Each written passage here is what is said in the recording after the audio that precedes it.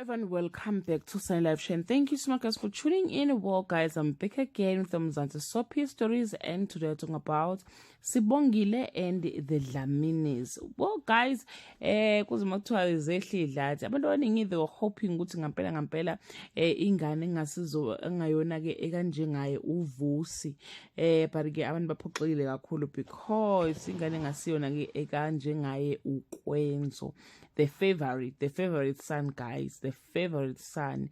Yeah, mara yazi story sona yacanga ukuthi uKwenzo une talent lokwenza izinto ekade zenziwa ubaba wakhe sasa, like njengalezi zami ama design and stuff. Athi wafuza mina ke mfana, of which uyadrawa uKwenzo nokwasenza sayitshela ukuthi cha ngempela uyingane ke kanjengayo njengoba unjengayileli business.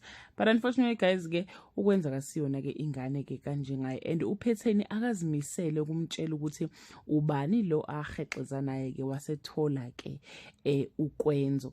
Bwasengazi uthi ke kodwa ke la ku storyline guys, they are trying so much to ukuhlanganisa uNomfundo kanye ke nonjengaye. I think they are preparing to ukuthi ke uPhetheni ahambe kulomdlalo nje wanazi ukuthi ke udlala phana ke kuyiThonga and she's full time kuyiThonga, so I don't think she'll be able ukuthi ashuthe ngalapha inde ashuthe kulenye ke ilokhunjani kulenye ke iproduction. So as you can see guys ukuthi yonke into eyenzekalayo bahlanganisa uNomfundo nonjengaye, bahlanganisa uNomfundo nonjengaye, and njengoba manje kunale situation ke paternity test unjengaye akapheli kuNomfundo ufuna ama advice ngapho Samke is pushing uNomfundo ukuthi akafunda akaloli indoda yakhe. So yeah, I think that is what is going to happen, but ngokubona kwami angibona ukuthi unjengaye ke uzomxosha ke uKwenzo because uyamthanda kakhulu. Into ezokwenzeka ukuthi ke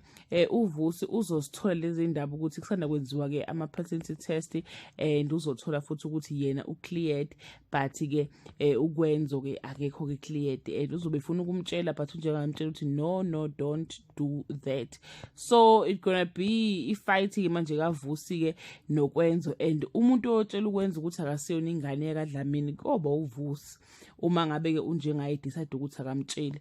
Bwasengazi uthi ke guys unjengaye uzofuna ukumthatha ke uPhetheni noma ke uzofuna ukumthatha uNomfundo amenze unkosikazi wakhe wesibili, and there is nothing uPhetheni angayisho njengoba ke isituation inje. But ke uNomfundo's world is turned upside down when unjengaye makes a shocking proposition, and that proposition ukuthi nje uyamthatha ngampela, and there is nothing uPhetheni kangasho. But the day goes from bad to worse for uPhetheni when she discovers njengaye's plan. So yeah guys, injalo ke indaba. Yeah, ayishangaza ukuthi kazo wakabani ukwenza Nkosi yami, ezabhlungu le ndaba yazi. Lapho sesibajabula ke noSibongile qhamuko okunye ke manje okuzosdisturb.